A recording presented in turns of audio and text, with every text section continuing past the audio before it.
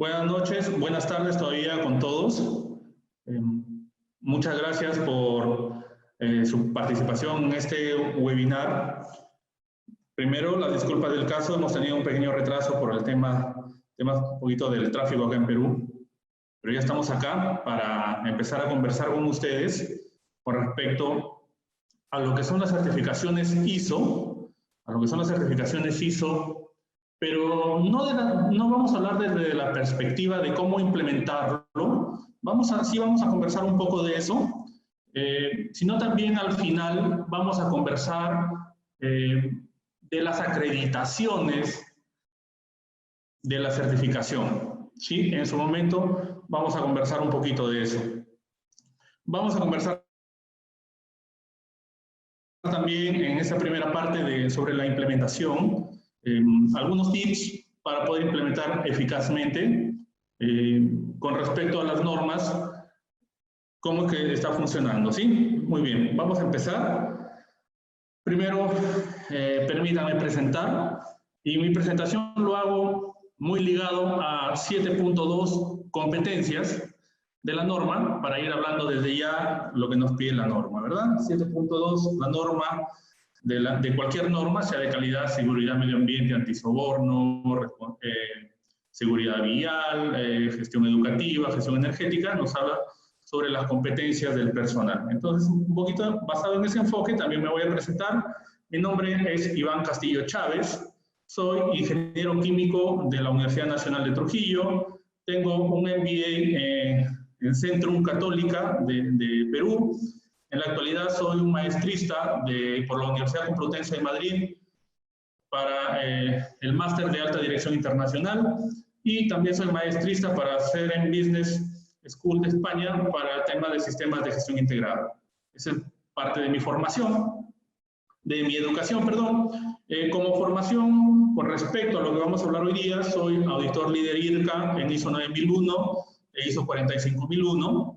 Soy auditor acreditado PSB para la norma ISO 37001, la norma ISO 21001 y la 50001 de gestión energética. También soy Black Belt Lean Six Sigma por el Lean Six Sigma Institute. Y como experiencia tengo más de 15 años ya trabajando en sistemas de gestión de todo tipo, incluidas las normas, propiamente las normas técnicas, que son las 17025. He trabajado en empresas mineras, básicamente en Perú, como es Consorcio Minero Horizonte, Sociedad Minera Cartagena, hoy Coripuno, Minarsa o Minasarigagua, para el proyecto Fosfatos del Pacífico de la brasilera Vale, hoy a cargo de Mosai, del grupo empresarial de Mosai de Estados Unidos. He trabajado en el proyecto Fosfatos del Pacífico del grupo empresarial Hochschild de Cementos Pacasmayo en Perú, para la empresa peruano-chilena Volcán y para la empresa minera, Compañía Minera de Agregados Calcáreos, Comaxa. En la actualidad soy experto técnico inscrito ante INACAL, el organismo de acreditación de Perú, y a su vez soy auditor de certificación para Work Compliance Association para la norma ISO 37001. Después de esta presentación, ¿por qué lo hago? Es porque de alguna manera se está generando una cultura de la consultoría delivery, que yo le llamo, con respecto a sistemas de gestión.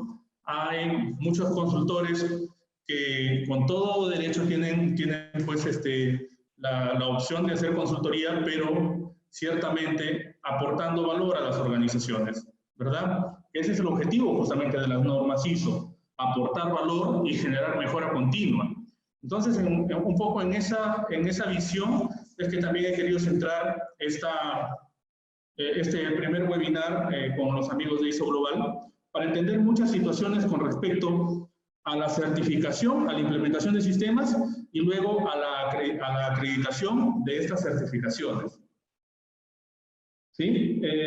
Por favor, pueden tener toda la libertad de pedir la información o hacer algún paréntesis que consideren necesario dentro de la ponencia para opinar o para hacer las consultas que consideren necesarias, ¿sí? Muy bien, vamos a hablar de la implementación de de los sistemas ISO, básicamente. A partir de el año 2013 aproximadamente, las normas ISO ya están alineadas a lo que se llama la estructura de alto nivel, la que se llama la estructura de alto nivel. Pero ¿cómo nace la famosa estructura de alto nivel? Lo que antes se denominaba el anexo SL y ahora es el anexo L. ¿Cómo es que nace? ¿Cómo se origina? Se origina en realidad con la misma directiva de seguir la metodología del ciclo de mejora continua, o conocido como el ciclo de Deming, o conocido como el famoso PHBA. Esta es una teoría que Edward Deming, uno de los padres de la calidad, lo implanta en el año 1960 aproximadamente, ¿no? Muchísimos años atrás, y que hoy por hoy sigue estando vigente. ¿En qué consiste este modelo de mejora continua? Porque es un modelo, entre otros modelos que también hay, este es un modelo de mejora continua que permite a las organizaciones, pues permite anteponerse a resultados adversos. Hoy por hoy, las nuevas normas hablan mucho de gestión de riesgos y, como ustedes pueden haber visto, ya no tiene las famosas acciones preventivas. ¿De dónde nace todo esto? De esta cultura, o de esta teoría, o de este modelo implementado en los años 60, en los 1960, en donde la lógica es muy simple, pero es muy efectiva. Primero, antes de hacer alguna actividad, se tiene que planificar, se tiene que planear. Dentro de esa planificación, dentro de ese planeamiento, cabe hacerse las preguntas: ¿y si no sale como yo lo planteo? ¿Y si dentro del camino tengo algunas dificultades? Es decir, ya estamos haciendo gestión de riesgos en la parte de planificación. Es decir, estamos haciendo una simulación de qué podría pasar, qué podríamos hacer bien y qué podría pasar de manera negativa antes de iniciar un proyecto o antes de iniciar las operaciones. Es por eso lo importante de cómo el ciclo PHBA debe ser bien conocido por todas las organizaciones que no solamente deseen implementar un sistema de gestión, sino que quieran gestionar estratégicamente sus empresas o sus organizaciones. Entonces, con este ciclo PHBA y con esta estructura de alto nivel de las normas, es que hoy por hoy podemos decir que las normas ISO certificables, como la ISO 9001 en su versión 2015, la ISO 14001 en su versión 2015, la ISO 37001, gestión antisoborno en la versión 2016, la nueva ISO 45001 del año 2018, y todas las normas, como la 50001, la 21001 de gestión educativa, todas estas son normas de estrategia empresarial. ¿Cuál es el fin supremo de la implementación de una norma ISO en las organizaciones? Como algunos consideran y creen, lograr el objetivo máximo de una organización es la certificación. Y la certificación, mis queridos amigos, no es el objetivo de un sistema de gestión.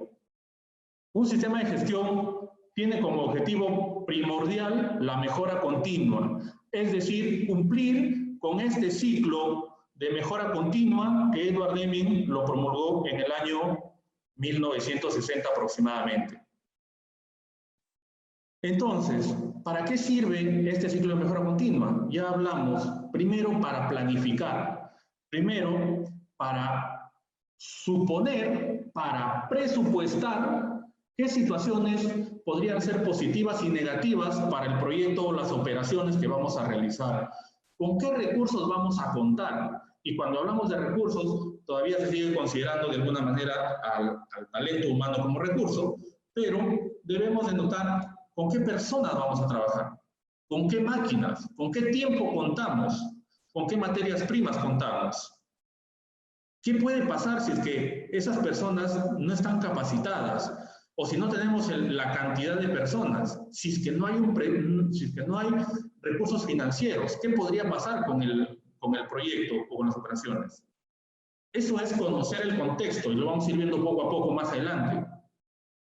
¿Qué podría pasar si es que hay desastres naturales? ¿Qué podría pasar si es que la coyuntura política, como la que hemos vivido el año pasado y el anteaño en Sudamérica, qué podría pasar si es que sucede esas situaciones? ¿Cómo van a verse afectadas las organizaciones? ¿Quiénes son en nuestro entorno nuestras partes interesadas? ¿Cómo se pueden afectar o pueden verse afectadas o pueden afectar a la organización o pueden percibirse ellos como afectadas según las operaciones de la organización? Por eso es muy importante la parte de planificación para después pasar a la etapa del hacer. Y en el hacer, ¿qué es lo que vamos a realizar? Vamos a realizar todas las actividades planificadas en la primera etapa del ciclo de mejora continua. Vamos a tratar de realizar o plasmar lo que se ha planificado. Al momento de realizar lo planificado, van a salir diferencias naturalmente, pero no solamente diferencias negativas. Es decir, si yo planifiqué, solo como ejemplo, un avance en mis actividades del 80% al mes de mayo y solamente logré 50%, sería una verificación de que no estoy cumpliendo con lo planificado. O tal vez, si tenía planificado al mes de mayo 80% y llego a 90%, hay una lección aprendida positiva. ¿Cómo lo logré? ¿Qué de bueno hice para hacer más de lo que planifiqué? ¿Qué situaciones se presentaron para poder hacer más de lo que planifiqué?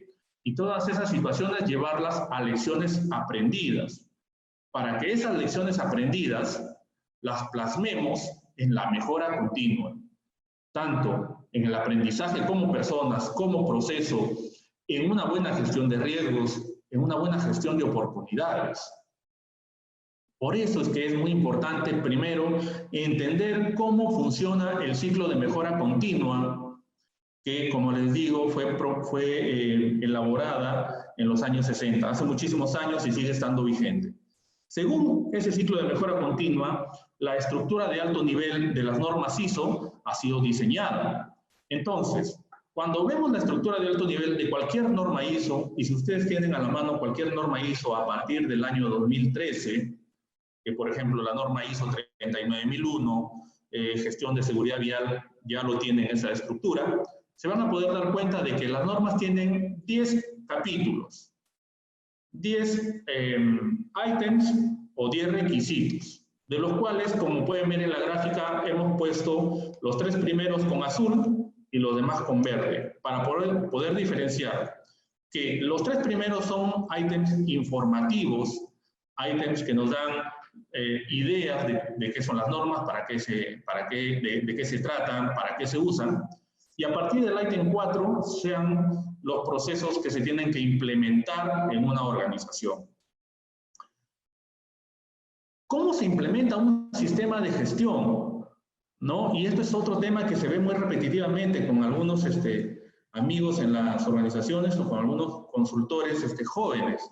Empiezan a implementar cumpliendo lo que pide la norma, ¿no? Incluso poniendo cosas que no son necesarias en la organización solamente por el mero cumplimiento de la norma. Y la norma, como comentaba ayer con un colega auditor en una auditoría que terminamos, una auditoría de certificación, decía, la norma es sabia. Las normas han sido diseñadas de tal manera que siguen una secuencia lógica y siguen una interacción entre ítems. No son ítems separados. No es que voy a hacer primero mi contexto, termino mi contexto, ya terminé con el punto 4. Ahora voy a pasar al punto 5, ver cómo hago mi liderazgo, mi política, termino mi punto 5 y paso a mi punto 6.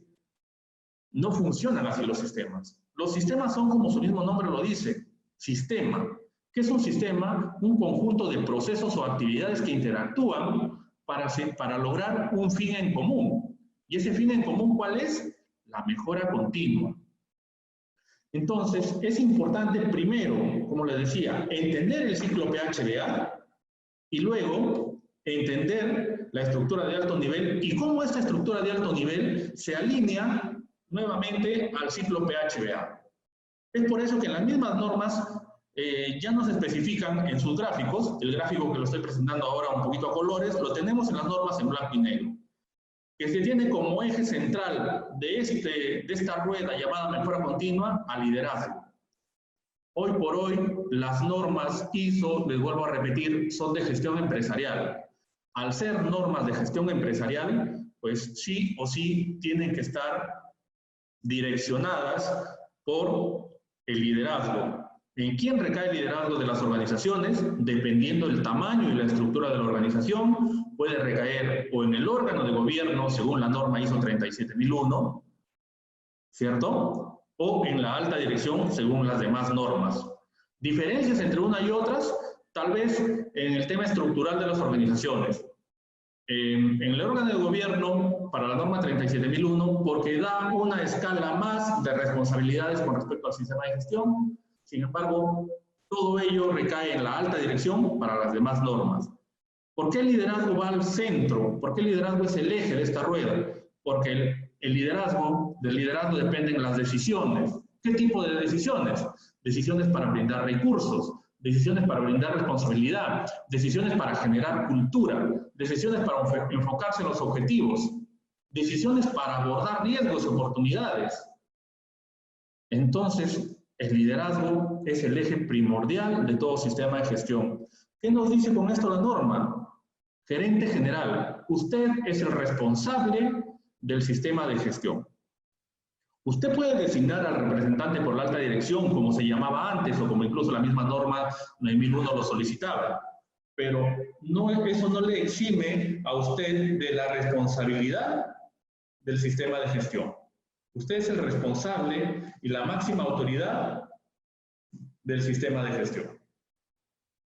Entonces, teniendo al punto 5, liderazgo, ¿no? Punto 5, liderazgo, como eje, vamos a empezar con el punto 4 y el punto 6, que son la parte de planificación. Punto 4, conocer a la organización interna y externamente. El punto 4, conocer las necesidades y expectativas de las partes interesadas. Son dos cosas que se unen transversalmente. Conocer al liderazgo, conocer a la organización y su contexto, nos dice la norma. Y cuando hacemos este ejercicio, más adelante lo vamos a ver, la herramienta más común que usamos es hacer un FODA. Sí, es cierto y es válido usar un FODA para hacer determinación de contexto. Sin embargo, mis queridos amigos, quiero que sepan que no es la única herramienta para hacer determinación de contexto. Va a depender de la organización, va a depender del nivel de análisis que quiere hacer a su contexto. Entonces, podríamos decir que lo básico que se puede hacer para determinar el contexto es un análisis FODA. Y ese análisis FODA nos va a dar, pues, interacciones con partes interesadas. Y es ahí en donde vamos a ver quiénes son las partes interesadas de nuestro sistema de gestión. Todo eso, toda esa información la vamos a utilizar como un input para planificar las actividades de la empresa. ¿Sí? Ya hablamos en el ciclo de mejora continua. Después de planificar esas actividades, vamos a tener que realizar esas actividades como lo describe en el punto 8, mediante un control operacional y el punto 7 mediante un área de soporte. Es decir, tenemos que controlar a estas áreas de soporte y estas áreas de operación. Y si ustedes se dan cuenta, este ciclo de mejora continua también ya nos va dando la idea de cómo una organización va armando su estructura organizacional mediante su mapa de procesos. Es decir, ¿quién planifica? ¿Quién lidera? Serán los que también lideren o sean dueños de los procesos estratégicos, de los procesos de gestión. ¿Quiénes realizan las actividades o las operaciones? Pues serán los que tienen a su cargo los procesos core del negocio o los procesos operativos, como se llaman muchas veces, o los procesos productivos. ¿Y quiénes estarán en la parte de apoyo o soporte? Los procesos de soporte, como se estila determinar en los mapas de procesos. Como ustedes se dan cuenta, todo eso interacciona, todos esos ítems se enlazan entre sí en muchos momentos. Después de haber realizado las operaciones o incluso en paralelo, se realiza la evaluación de desempeño. Una de las actividades de la evaluación de desempeño es el seguimiento y medición. Es decir, va ligado a los controles operativos, el seguimiento y la medición. Después hacemos otra actividad de evaluación de desempeño muy importante y la principal herramienta de mejora continua, que es la auditoría interna. Entonces ahí vamos a romper unos pequeños tabús, mis estimados amigos, con respecto a las auditorías internas y sobre todo a los hallazgos. Se ha generado una cultura de tenerle miedo a la no conformidad. Se le tiene miedo a la no conformidad porque consideramos que estamos demostrándole ante el auditor o el equipo auditor que estamos haciendo mal las cosas. Y en un sistema de gestión, la mejor herramienta para lograr la mejora continua o la herramienta más potente es justamente la no conformidad. ¿Qué significa esto? No significa que pues tengamos que presentar sí o sí no conformidades en la auditoría. Significa de que debemos ser conscientes de que al margen de detectarse un hallazgo de tipo no conformidad, lo que tenemos que hacer es hacer un plan de acción que nos permita superar esa no conformidad. Y en muchas ocasiones, este plan de acción nos lleva a convertir una no conformidad en una fortaleza de la organización. O generar una oportunidad. Hay muchos ejemplos de cómo una no conformidad puede generar incluso nuevas líneas de negocio, incluso nuevos socios estratégicos. Entonces no le tengamos miedo a la no conformidad. Y esto va dirigido no solamente a los responsables del sistema de gestión, a los dueños de proceso, también va dirigido al liderazgo, a los gerentes de las organizaciones. Si en su organización se detectaron no conformidades, pues es porque se está haciendo medición y porque al margen de cómo hayan sido estas no conformidades, se tiene la oportunidad de mejorar, se tiene la oportunidad de generar una fortaleza en esa actividad que se detecta una no conformidad.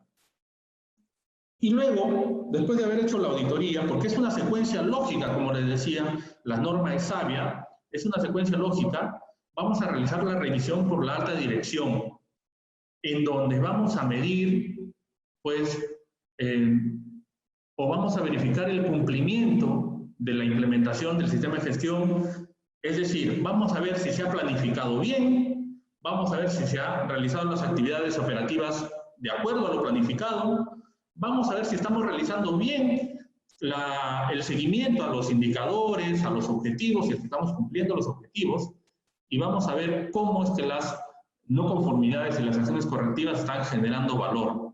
Y todo esto debería llegar a un consenso de tal forma que la alta dirección pueda definir algunos cambios en el sistema de gestión, mantener el sistema de gestión, dotar de recursos al sistema de gestión o generar oportunidades de mejora. ¿Cierto? Es así como funciona un sistema de gestión, como les digo, sin tenerle miedo a la no conformidad, sin hacer documentos por hacer, sin hacer documentos innecesarios solo porque quiero que mi sistema quede bonito o la norma así me lo exige. Cuando valgan verdades, la norma a nivel de exigencia tiene muy pocas con respecto a información documentada. Es por eso que la nueva versión de la norma ya es mucho más flexible con respecto a la información documentada. Entonces, en ese sentido, un poco para ayudarles a implementar los sistemas de gestión muy rápidamente, cuando hablamos de contexto, no hablamos de otra cosa más que de un FODA, es como les dije, lo más simple que podemos hacer. Y ese FODA, alineado a lo que la norma 4.2 nos llama comprensión de necesidades y expectativas de partes interesadas, alinearlo a una matriz de identificación de partes interesadas. ¿Sí? Cuando hablamos del punto 4, que es determinación del alcance, el alcance no es otra cosa más que describir las actividades que vamos a gestionar. Ese es otro punto que también muchos amigos confunden y consideran que el alcance es todas las actividades que realiza la organización. Y no es así. El alcance está determinado por las actividades o los procesos que vamos a gestionar con el sistema de gestión. En algunas ocasiones habrá procesos que consideramos no necesariamente, no es necesario gestionarlos, y pues no lo incluimos dentro de nuestro sistema. O tal vez veamos que lo vamos a gestionar de una manera tercerizada. Entonces eso no podría estar dentro de nuestro alcance. Con respecto a 4.3, el sistema de gestión y sus procesos, ya lo vimos, determinar el mapa de procesos, pero un mapa real, ¿no? Un mapa que describa las actividades que vamos a realizar o los procesos que vamos a realizar y vamos a gestionar dentro de la organización. Naturalmente, este mapa de procesos, cada proceso debe tener su caracterización mediante la metodología que ustedes consideren conveniente. No hay plantilla perfecta, no hay formato correcto. Es por eso que de alguna manera, cuando hablamos de sistema de gestión, mucho se habla del famoso copy-paste, del cámbiale logo. Cada organización tiene una realidad diferente. Cada organización tiene una forma de gestionar diferente. Es por eso que no podemos implementar, y esto va a mis amigos consultores, nosotros como consultores no podemos implementar un modelo que nosotros creamos conveniente para esa organización. El modelo de sistema de gestión tiene que salir dentro de la organización. ¿Cómo funciona la organización? Y de alguna manera los consultores somos facilitadores de la gestión. No imponemos modelos de gestión. Cuando hablamos de liderazgo, las evidencias más claras es que haya una forma de cómo evidenciar la designación y el nombramiento del órgano de gobierno, de la gerencia, del oficial de cumplimiento para el sistema de soborno y del jefe del sistema integrado, entre otros participantes del sistema de gestión, pero básicamente de quienes toman las decisiones y tienen la responsabilidad con respecto al sistema de gestión. Con respecto a la política, la norma es bien clara. Una política puede ser una política por cada norma o una política integrada, que ésta sea aprobada y firmada por la alta dirección. En muchos casos es el gerente general quien asume esta responsabilidad. En el punto 5, rol de responsabilidad de autoridad, nos habla de cómo hemos determinado la estructura organizacional de las personas de la organización mediante un organigrama, y a estas personas darle todas sus responsabilidades, todas sus funciones, y dentro de eso, qué capacidades se necesitan o qué competencias se necesitan para que estas personas puedan desarrollar sus actividades de una manera eficiente. Con respecto al punto 6, hablamos de 6.1, acciones de abordar riesgos y oportunidades. Tenemos que elaborar una matriz de riesgos y oportunidades. ¿De dónde sale esta información? De 4.1 y 4.2. Contexto de la organización y partes interesadas. Y en la norma antisoborno de 4.5. ¿Sí? O sea, no son islas que después lo juntamos y decimos, acá tengo mi sistema. No son islas. Son elementos que interactúan entre sí transversalmente, circularmente o de la manera que tengan que interactuar. Unos se respaldan en otros, unos dan solución o respuesta a otros. Así funciona el sistema de gestión. Con respecto a los objetivos y la planificación para cumplirlos, la matriz de objetivos. ¿Qué matriz de objetivos? Alineado a la política. ¿Qué es lo que quiero lograr? ¿Qué es lo que quiero lograr con el sistema de gestión? ¿Qué es lo que quiero lograr implementando un sistema de gestión? Entonces, igual, ¿de dónde van a salir esos objetivos? ¿De qué me estoy planteando en la política? ¿Qué quiero hacer? ¿Y qué es la política? La política son compromisos. Compromisos que la organización adquiere con respecto a su sistema de gestión. En calidad, compromiso de satisfacción al cliente. Mi objetivo tendrá que estar alineado a eso. ¿Cómo voy a cumplir la satisfacción al cliente? Y ahí estará la forma de plantearme un objetivo, un indicador para ver cómo voy a cumplir ese objetivo, una meta para lograrlo, y ahí hay que tener en cuenta algo que nos dice la norma claramente. Los objetivos deben ser alcanzables. Ayer en una auditoría nos presentaban una matriz de objetivos en donde se habían puesto como meta, como objetivo, el cumplimiento del 100% de capacitaciones, y la meta, el 50%. Y la meta, el 50%. Entonces, como que contradice un poco a lo que nos pide la norma. La norma nos pide que los objetivos sean alcanzables. Entonces yo no me puedo plantear un objetivo y decir, bueno, este objetivo solamente yo me conformo con el 50%, porque de alguna manera puede ser un caso, incluso un caso de suerte, ¿no? Un caso fortuito que logremos el 50%. O tampoco podemos plantearnos objetivos que son requisitos legales que los tengo que cumplir sí o sí. Por ejemplo, en Perú, capacitar al 100% de los trabajadores en temas de seguridad y salud del trabajo. Y yo me lo pongo como objetivo, 100% de trabajadores capacitados. Pues lo tengo que cumplir sí o sí. Ahí no hay mucho esfuerzo, por decirlo así, en lograr eso. ¿Por qué? Porque es un requisito legal que a su vez me puede llevar a un incumplimiento legal y a una multa. Y lo tengo que cumplir sí o sí. No hay mucho que hacer ahí. Debemos plantearnos objetivos, como lo dicen las normas, coherentes a lo que queremos, medibles, que sean objetos de seguimiento y que sean alcanzables. Que sean alcanzables. Con respecto a la planificación de cambios, y esto es mucho norma 9001, es que tenemos que anteponernos a los cambios que estamos planificando. Es decir, en la planificación, en el punto 6, cuando hacemos planificación decimos, este año voy a cambiarme de local, este año voy a adquirir un nuevo software. Y esos cambios van a traer consecuencias. Tengo que anteponerme a esas consecuencias negativas y planificar esos cambios con anticipación. Tal vez voy a comprar un equipo nuevo, moderno, pero ¿eso qué implica? Que tal vez tenga que trabajar o tenga que producir 3 o 4 o 5 días o un mes. ¿Cómo es que voy a soportar ese cambio? Y todo eso lo debo planificar. Justamente la planificación de los cambios también va muy ligada y conversa mucho con la gestión de riesgos.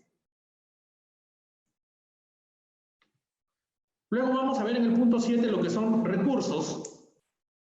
Y en el rol de recursos no hay otra cosa más que apoyarnos nuevamente del planeamiento estratégico, de un plan de producción, de un plan de inversiones y finalmente de un presupuesto anual, en donde debería volcarse todos los gastos que vamos a realizar con respecto a pago de planillas, contratación de nuevas personas, compra de equipos, adquisición de materias primas, adquisición de nuevas maquinarias, capacitaciones y todos los recursos que necesitamos para operar en las organizaciones.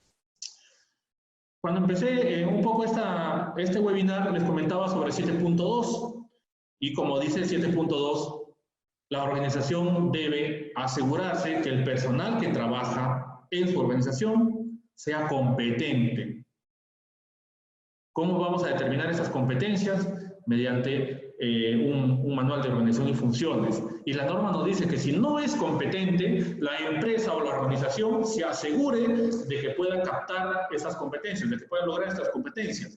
Para eso tenemos el plan de capacitaciones.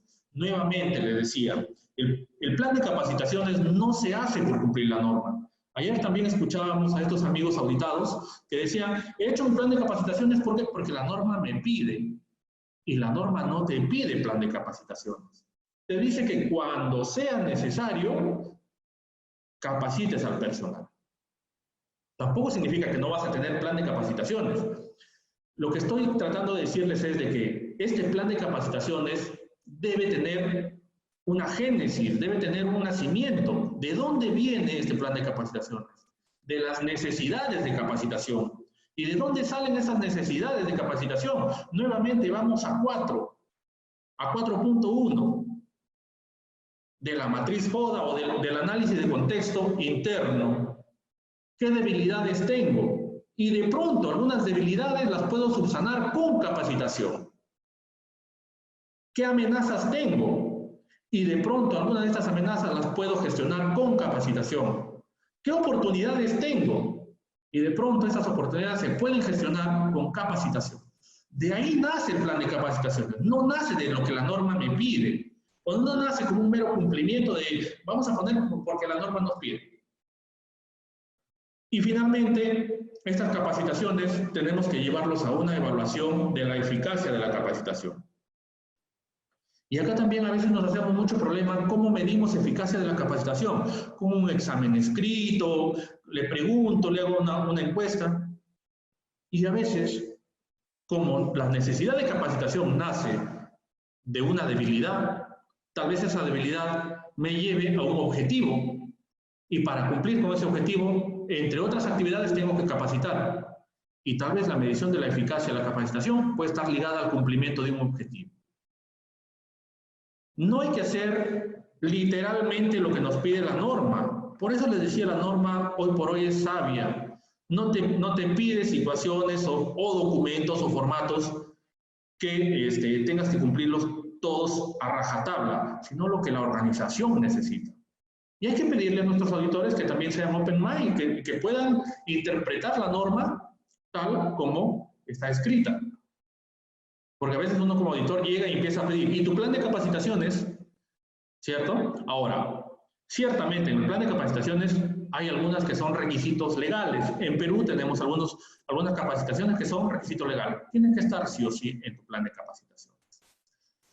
Con respecto a la toma de conciencia, esto no es otra cosa más de que todas las actividades que nosotros vamos a realizar para sensibilizar a nuestro personal a involucrarse en las diferentes culturas del sistema de gestión, en la cultura de calidad, en la cultura de seguridad, en la cultura de cuidado del medio ambiente, en la cultura antisoborno, en la cultura de eficiencia energética, de cuidado de la energía, en la cultura de calidad educativa, en la cultura de seguridad vial, de acuerdo a las normas que nosotros implementemos. Entonces, ¿qué debemos hacer acá? Un plan de sensibilización. ¿Qué es lo ideal acá? Es que ese plan de sensibilización también tenga una medición. Y esto ya abarca programas, en muchos casos, con la ayuda de algunos profesionales, pues de coach, de psicólogos, con planes de clima organizacional, de comunicaciones, de audiovisuales, etc. Va a depender de los recursos también de la organización. Con respecto a lo que es comunicaciones, se estila hacer una matriz de comunicaciones. ¿Por qué? Lo que nos pide la norma es que nosotros definamos cuál va a ser las direcciones que tienen las comunicaciones en los diferentes rangos jerárquicos de la organización. Entonces hay que establecer o procedimentar o tener algún documento en donde esté establecido cuáles son los lineamientos de comunicación. ¿Esto para qué? Básicamente para lograr un orden en las comunicaciones y no jugar o no hacer el famoso teléfono malogrado, ¿no? Para que todo esté bien estructurado. Y finalmente, en el punto 7 nos pide gestionar la información documentada. Esto no es otra cosa más que tener en orden nuestra información documentada, que sepamos cuándo un documento está vigente, cuándo uno está caduco, cómo gestiono que todos se enteren que este documento está vigente, que ha habido cambios en el documento. Y una de las herramientas más efectivas es la lista maestra. Ahora se usan software de gestión documental, es válido, ¿no? Acá ya estamos poniendo lo que de alguna manera mínimamente podríamos hacer en el sistema de gestión. Con respecto a las operaciones, nos pide hacer planificación y control operacional. En seguridad y salud ocupacional, definitivamente un IPER-C y todas las herramientas que sean necesarias para controlar las operaciones con respecto a la seguridad. Una evaluación de aspectos e impactos ambientales para cuidar el medio ambiente. Un plan de calidad para la 9001. Ahí vamos a encontrar también, nos habla de respuesta a emergencias, planes de respuesta a emergencia en seguridad, planes de respuesta a emergencia medioambientales, generación de brigadas, comités de seguridad, etc. Y con respecto a las demás normas, controles de las actividades de la organización. Por ejemplo, antisoborno, un buen control financiero, controles no financieros, hacer una debida diligencia a los socios de negocio, a los proyectos, a las personas que vamos a contratar. El uso de algunas herramientas como los canales de denuncias, ¿cierto? Todo está estipulado en el punto 8. En el punto 9, cuando hacemos evaluación de desempeño, ya hemos visto cómo haríamos seguimiento, medición y análisis, pues con un dashboard, un cuadro de control de los procesos, de las operaciones, haciendo el seguimiento al cumplimiento de los objetivos. Con eso podemos gestionar la evaluación del desempeño en punto 1, seguimiento, medición, análisis y evaluación. ¿Y por qué yo recomiendo un dashboard, un cuadro de control? Porque la norma nos pide, por ejemplo, ya verificar tendencias. Y porque de alguna manera un dashboard nos va a permitir tener un control más dinámico. Es decir, yo hoy día puedo ver cómo está el comportamiento de mis indicadores. Y tal vez está muy bajo, está muy alto y puedo tomar decisiones. Es por eso que necesitamos que sea un control más dinámico.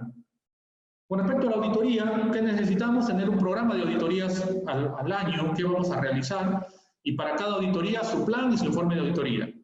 Llevado a esto, un poco con lo que nos pide también competencias, ¿quién es el auditor y qué competencias debe tener este auditor?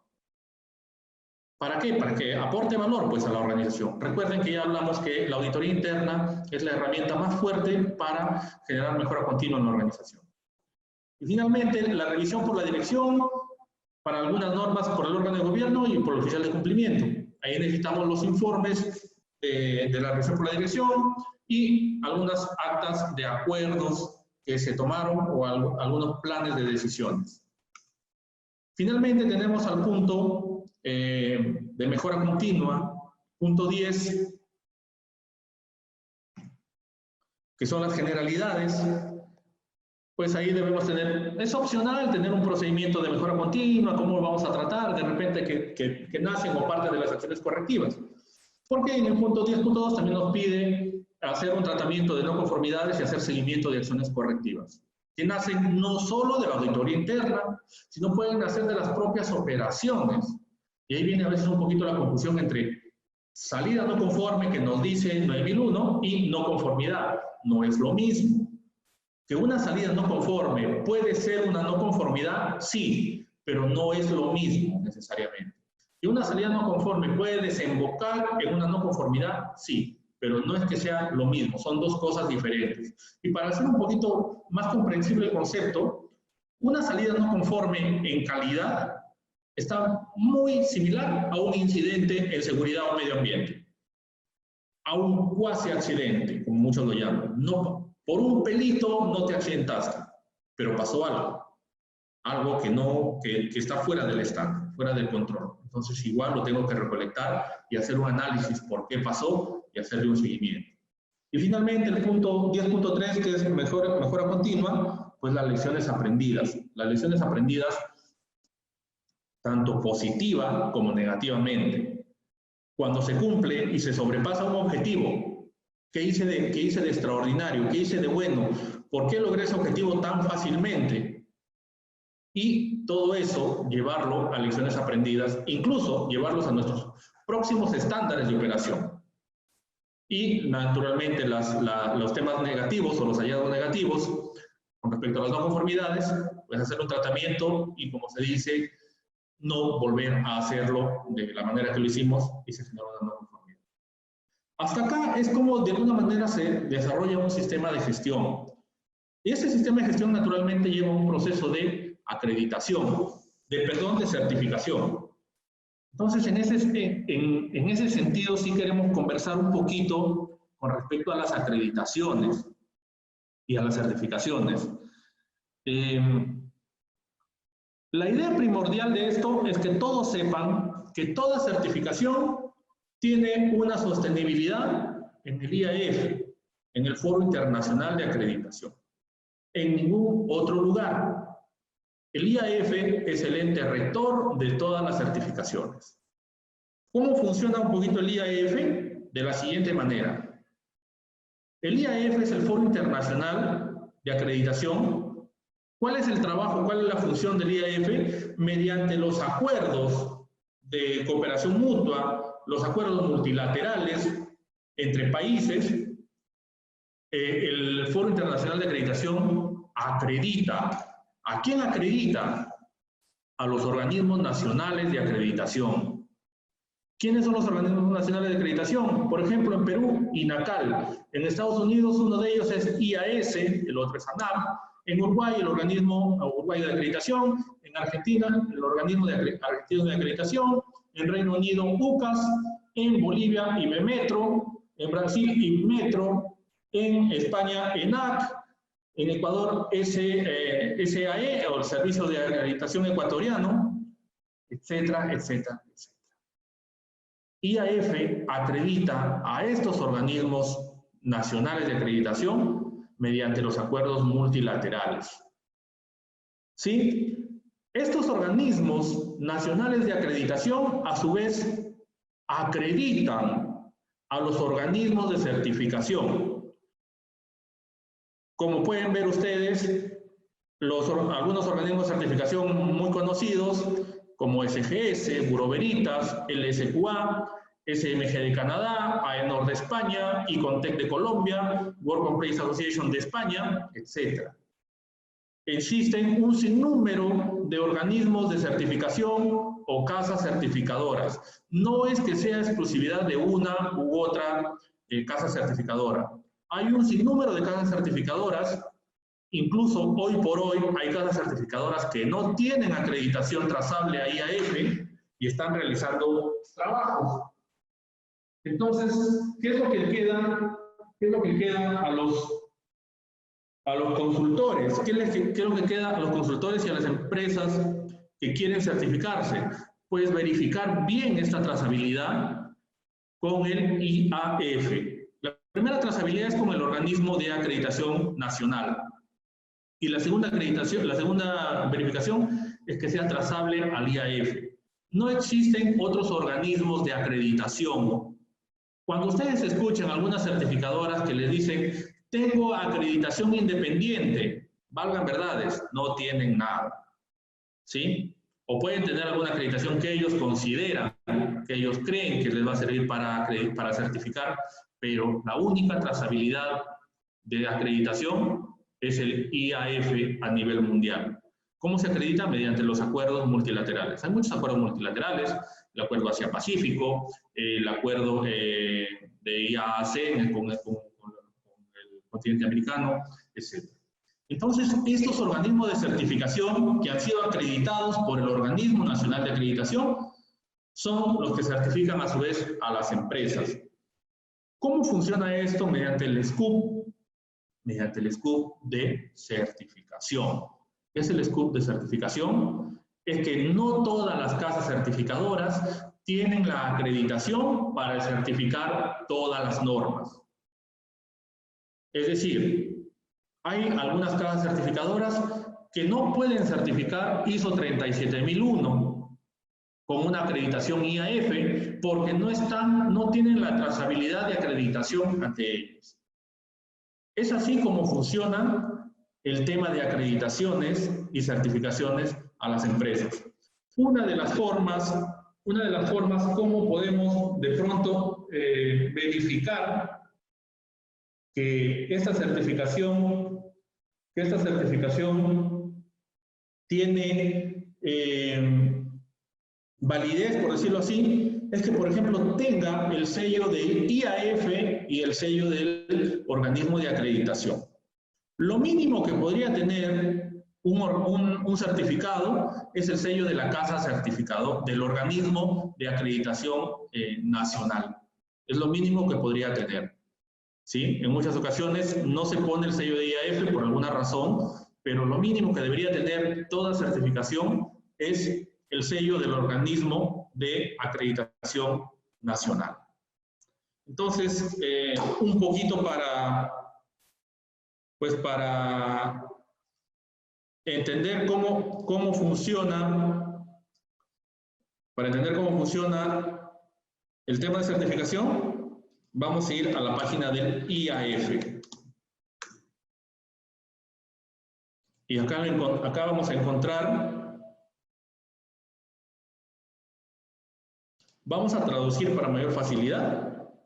Y acá vamos a encontrar, por ejemplo, quiénes son los miembros signatarios del IAF como países, como organismos de acreditación nacional. Y por ejemplo, vamos a entrar acá a Bolivia.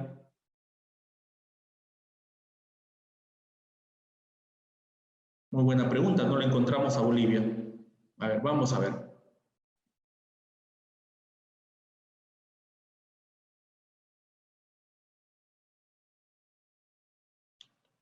Vamos a ver, tenemos que encontrar a Bolivia porque si es uno de los firmantes del...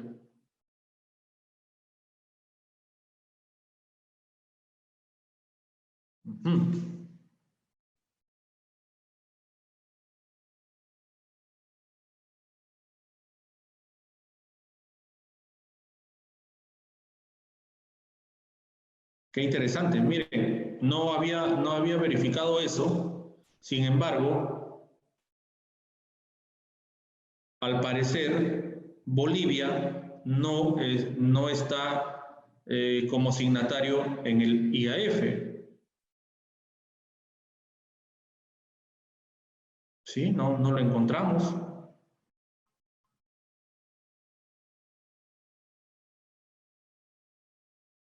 Bien, vamos a entrar entonces a Perú. Y como ustedes pueden ver, en Perú el miembro del organismo de acreditación es el IAF. Y en la parte inferior nos trae los alcances, los principales alcances.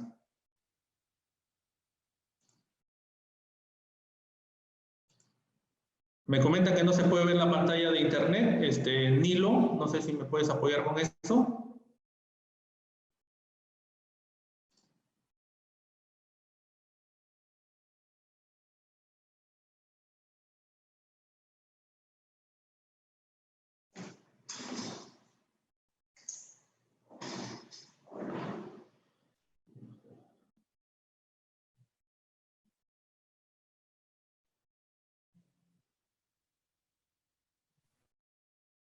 Ingeniero.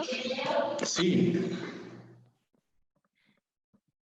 Sí, te escucho. Buenas noches. Buenas noches. ¿Puede compartir su pantalla? A ver, vamos a ver. Vamos a ver de compartir la pantalla. Ajá. A ver, creo que sí. ¿Ahora? Sí, se puede ver ya. Perfecto. Entonces, nuevamente, hacemos el ejercicio para que todos puedan ver. Yo tengo la facilidad acá de traducir para que pueda ser más dinámico. Y como les decía, no había visto, no he visto dentro de la lista de IAF que no está considerado Bolivia.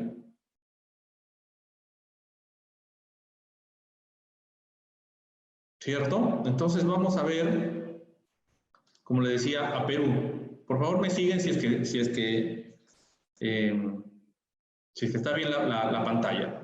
He compartido la página de internet de IAF, donde ustedes pueden ingresar también. Y ahí podemos ver que en Perú el organismo de acreditación nacional es INACAL, quien tiene la trazabilidad con IAF, ¿verdad? Y ahí podemos ver, miren acá, donde dice alcances principales, certificación de productos, nos habla de 17065, certificación de sistemas de gestión con respecto a 17021. Y luego nos habla de alcances del 17023, que es seguridad, si no me equivoco, y la ISO 9001 propiamente. ¿Sí? Vamos a entrar a ver, por ejemplo, de Estados Unidos.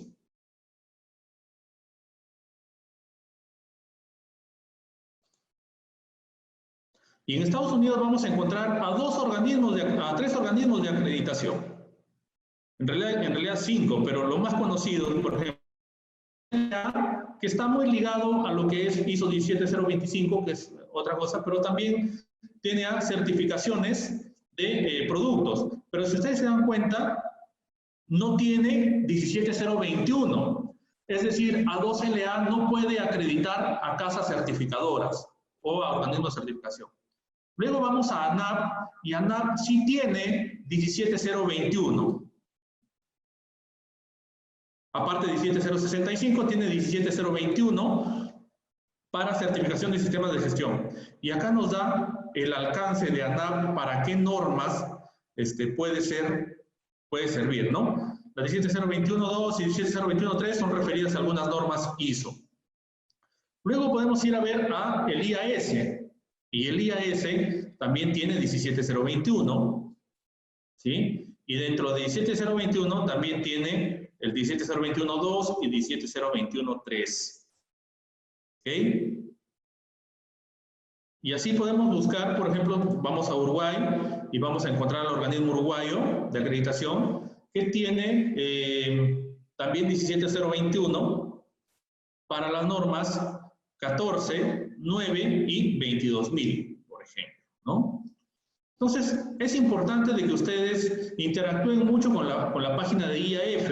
IAF tiene mucha información, incluso tiene la información de cuántos días de auditoría se podrían aplicar a una organización.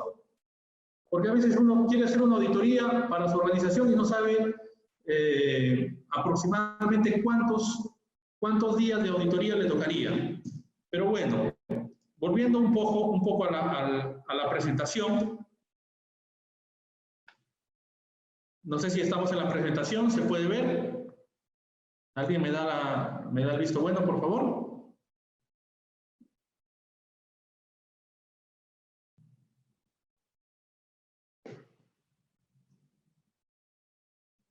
¿Sí? ¿Alguien me da el visto bueno? ¿Estamos viendo la presentación? ¿O seguimos en la página?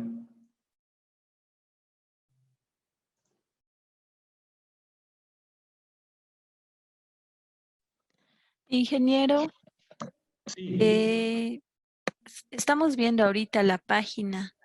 Ah, perfecto. Entonces, regresamos a la certificación. Está bien. Regresamos, perdón, a la presentación. A ver, dame un minuto.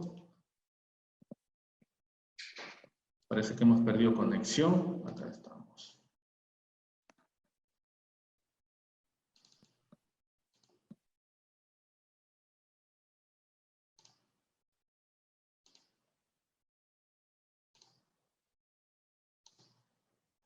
Muy bien. Nuevamente estamos en la presentación, ¿verdad? Sí, ingeniero, estamos Sí. viendo la presentación. Perfecto, muy bien. Entonces, mis estimados amigos, también lo que quería compartirles esta noche era eso, de que debemos entender muy bien cómo funcionan las acreditaciones. ¿Por qué? Porque así como ha crecido este tema de las certificaciones, siempre cuando hay un crecimiento, sea económico, sea cultural, sea cual fuere, por mala suerte va acompañado también de malas prácticas. Y existen, así como existen algunas malas prácticas en consultoría, de los famosos copy-paste, de los cambios de logo, etcétera, también existen malas prácticas en certificación. Y hay certificadoras que están usando acreditaciones que no existen, que no están alineadas a IAF para dar certificaciones, ¿sí? Como les vuelvo a comentar, cuando escuchen alguna certificación diferente a IAF, hay que ver si tiene trazabilidad con IAF, o cuando escuchamos certificación propia, pues hay que ver si es que tiene algún acuerdo multilateral, algún acuerdo entre países para que puedan certificar a organismos o a empresas. Muy bien, esta presentación ha sido, hasta acá ha sido mi presentación. Por favor, estoy con ustedes para todas las consultas que consideren pertinentes de lo que hemos hablado hoy día, ¿verdad?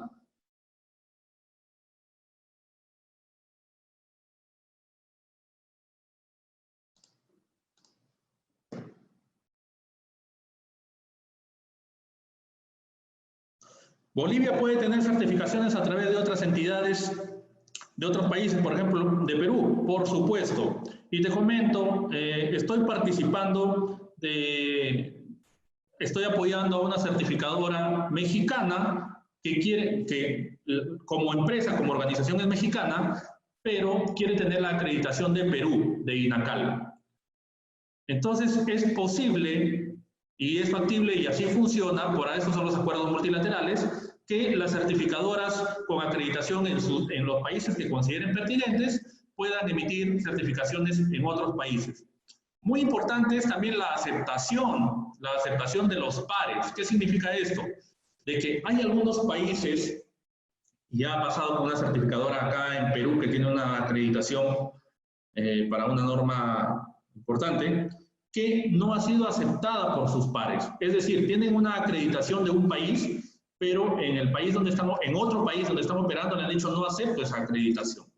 Y pasa en ese país a no tener valor. Va a depender también mucho, de la aceptación de los pares. En este caso, si es que Bolivia, tiene acuerdos bilaterales de repente con Perú y aceptan eso, sí, es factible. Recuerden que las certificadoras que les he mencionado, en este caso, por ejemplo, ninguna es peruana. Ninguna es peruana. En Perú tenemos como certificadora peruana solamente a una certificadora peruana. Las demás todas son de patente extranjera.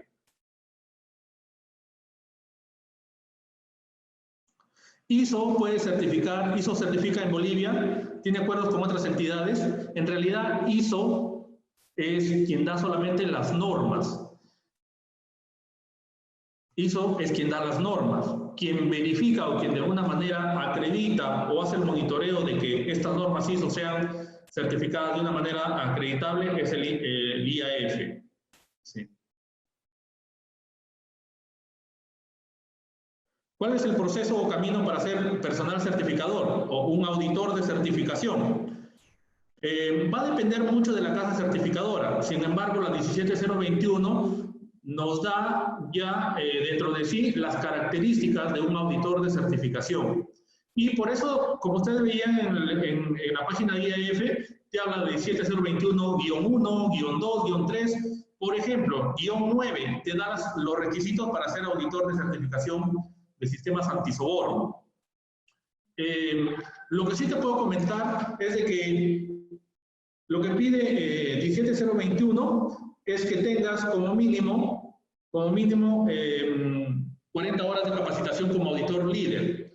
Entonces, esa es otra cosa. Muchas casas certificadoras recurren a los famosos cursos o certificados IRCA, que tampoco es una obligación, ¿sí? Y ahora están saliendo nuevos proveedores de esos cursos de auditoría. Lo que sí te pide la norma es que ese curso tenga pues una secuencia, ¿no? Tenga un contexto, un contenido, más que un curso, sea un entrenamiento. Y naturalmente IRCA da ese entrenamiento, pero no es el único organismo que da ese tipo de entrenamientos. Hay muchísimos más, como PSB, ahora ha aparecido, por ejemplo, el ERCA. Entonces, va a depender de qué competencias la casa certificadora solicite o acepte, pero el proceso es ese, entre otras cosas, tener formación en los sistemas de gestión que quiere certificar, tener entrenamiento en eso, tener ciertas horas de auditoría y pasar un proceso de cualificación por la casa certificadora con quien tú quieras ser auditor. Como siempre se dice, ser auditor es como ser piloto, nos miden por horas de auditoría, así como los pilotos nos miden por horas de vuelo, ¿verdad? Y el proceso es el siguiente: serás primero un auditor observador, luego serás un auditor en entrenamiento y finalmente serás ya un auditor de certificación o un auditor líder.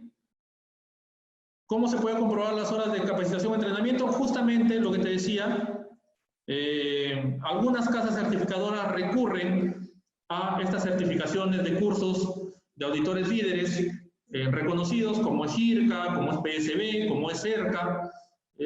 Con eso puedes comprobar las horas de capacitación. Después de eso, eso es uno de los requisitos para ser auditor. Luego tienes que seguir un proceso de cualificación como auditor. Básicamente, para ser auditor de certificación, has debido tener ciertas horas también como auditor interno, como auditor líder, ¿no? Al parecer, y este es un comentario que no, soy sincero, no estoy seguro, pero de acuerdo a lo que acabo de ver en la página, al parecer Bolivia no estaría dentro del acuerdo multilateral de IAF, entonces las certificadoras que tienen la acreditación del organismo de acreditación de Bolivia no cumplirían con la trazabilidad de IAF, ¿no? Salvo que tengan otro acuerdo multilateral que me comprometo a investigar y averiguar lo más pronto posible y poder darles esa información. Pero hoy por hoy, con la información que hemos revisado, no cumpliría con la trazabilidad.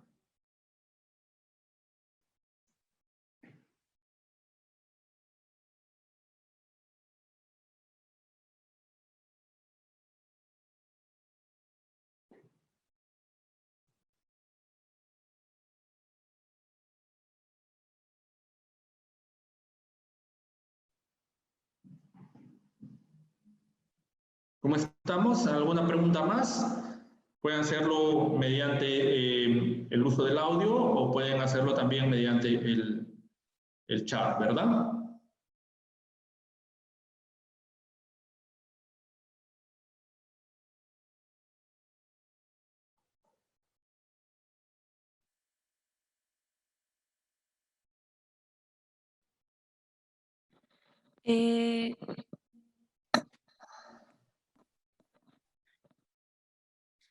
Para el Sí, uso hola. del audio, ingeniero, tal vez los participantes podrían levantar la mano y vamos a habilitarlos, por favor. Sí, por favor, los que quieran participar con respecto al audio, levantan la manito que tienen ahí en la pantalla y se les va a habilitar el audio. ¿Sí? Mientras se animan a hacer sus preguntas, comentarles que nosotros en Perú, como ICG, realizamos todo el tema de capacitaciones, tenemos una alianza estratégica con ISO Global en Bolivia, así que en algún momento estaremos visitándoles por ahí para un tema de capacitaciones también y de algunas consultorías conjuntas. También hacerles conocer de que el grupo empresarial al cual pertenece ICG Consultores está ahora siendo partner oficial en Perú de SMG, que es una certificadora canadiense y que tiene las competencias o las acreditaciones correspondientes a IAS. En caso de que Bolivia no cumpliera con la trazabilidad a IAF, ¿cómo afectaría esto a las empresas certificadas? Básicamente, que sus certificados no tendrían validez en el extranjero, por decirlo así, no serían aceptados, salvo, les vuelvo a decir esto, hayan acuerdos bilaterales o acuerdos de partes entre países, ¿no? Eso tendríamos que revisarlo y voy a tratar de comunicarme con los amigos de Metro que generamos en el Congreso y comprometo también a Nilo de repente para que nos ayude con eso, para ver qué tipo de acreditación tiene IBEMetro en Bolivia o las certificadoras con qué acreditación están trabajando, ¿no? Entonces, mientras se animan a hacer sus preguntas, quiero un poco presentarles también. Deme un minuto, por favor. Ingeniero, Sí, sí, Stephanie Flores ha levantado la mano. Bueno, ¿puedes realizar su consulta, por favor? sí, por favor. Ahí está la pregunta. Ahí hay un error. ¿Qué le falta? Ahí está. La auxiliar does. Where does your sister work? Hola, Stephanie, te estoy escuchando. Buenas noches.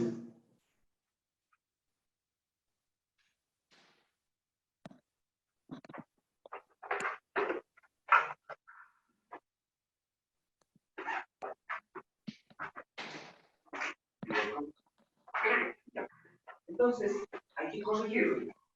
Creo que Sí, si no, a los participantes locales que puedan hacer sus consultas vía chat, por favor.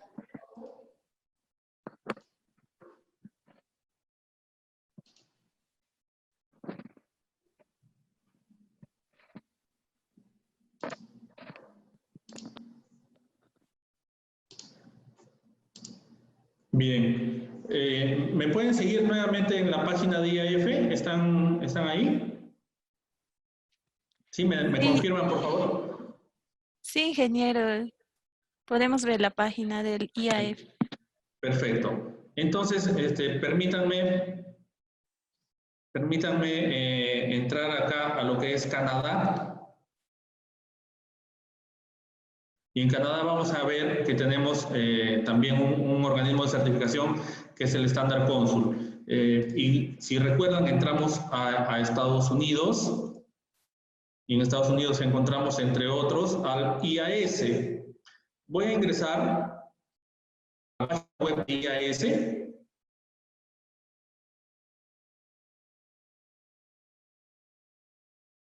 Está tardando un poquito.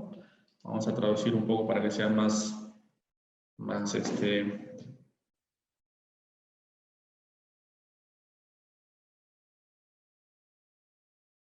Muy bien. Y vamos a entrar acá donde dice encuentra organizaciones acreditadas. ¿Ok? Entonces, solo para mostrarles cómo un organismo de acreditación de un país puede acreditar a certificadoras de otro país. Vamos a poner acá, vamos a escoger organismos de certificación de sistemas de gestión y vamos a poner acá Canadá. Perdón, país. Vamos a buscar un país acá.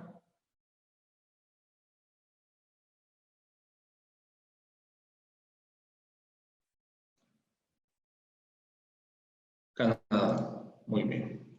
Vamos a buscar.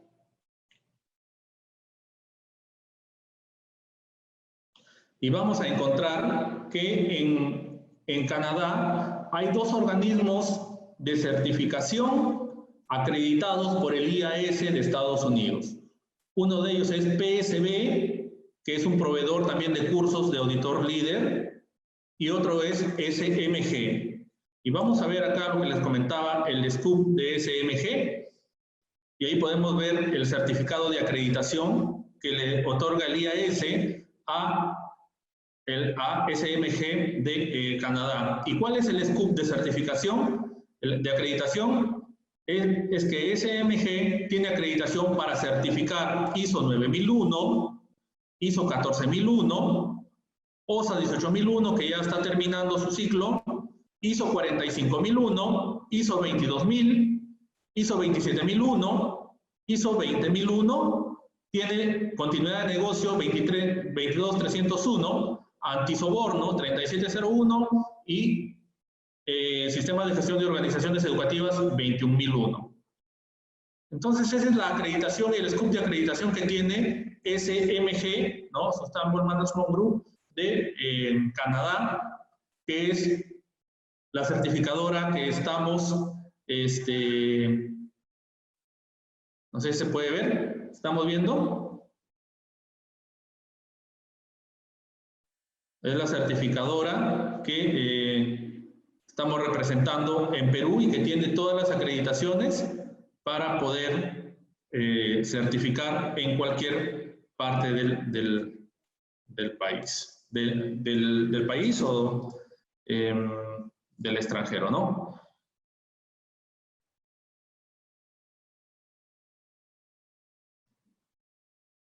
Por favor, si tienen alguna pregunta más.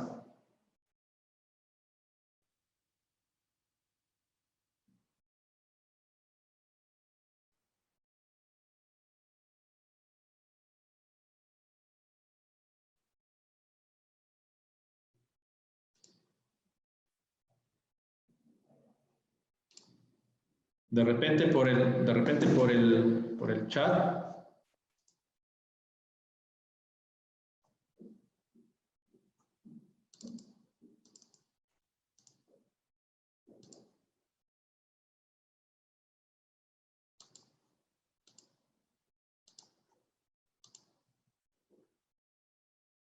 Sí, por el chat tenemos algunas preguntas. A ver, denme un minuto.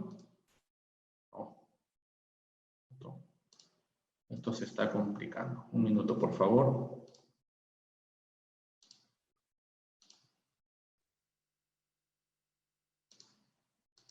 A ver. ¿Cuánto es el costo de las certificaciones en Perú aproximadamente?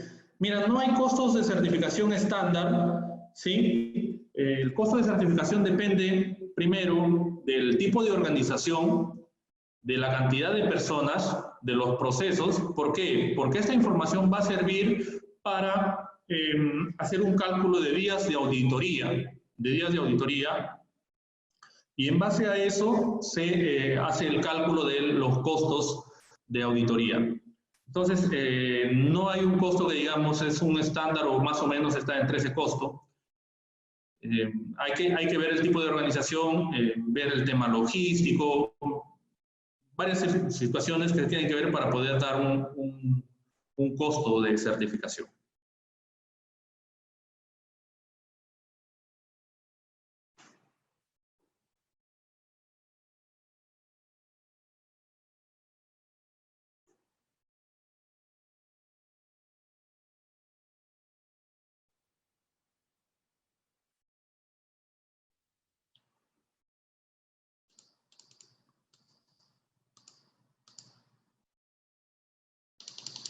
Bien, ¿alguien más con las consultas?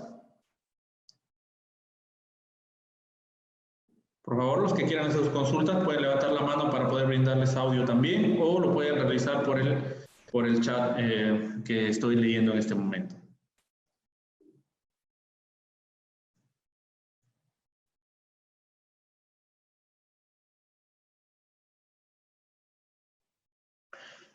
¿Cuáles son las trazabilidades que se requieren para que un organismo pueda acreditar? Pues básicamente eso, ¿no? Buscar un organismo de acreditación nacional que les pueda acreditar como organismo de certificación. En este caso, en Perú, INACAL sí recibe los expedientes 17021 para poder convertirse en organismos de certificación de sistemas de gestión.